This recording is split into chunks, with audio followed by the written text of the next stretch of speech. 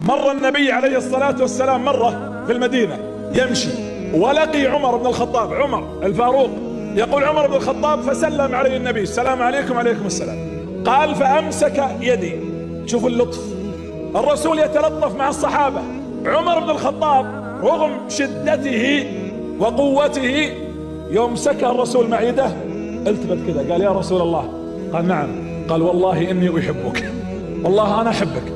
هو يعرف الرسول أن عمر يحبه، لكن هذا الموقف خلاه يعبر عن ما في داخله: والله يا رسول الله إني أحبك. وش قال له الرسول؟ قال الرسول: أكثر من مالك يا عمر. قال: اي والله أحبك أكثر من مالي. قال: أكثر من أهلك يا عمر. قال: أكثر من أهلي. قال: أكثر من ولدك يا عمر. قال: أكثر من ولدي.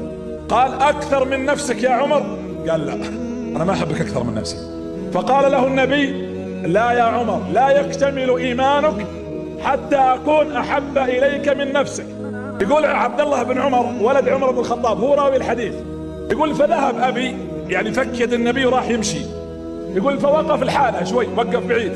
يقول وقف ثم رجع قال: الآن يا رسول الله أحبك أكثر من نفسي. قال له النبي عليه الصلاة والسلام: الآن يا عمر اكتمل إيمانك. لا يكتمل إيمان عبد حتى أكون أحب إليه من نفسه وماله وولده والناس أجمعين.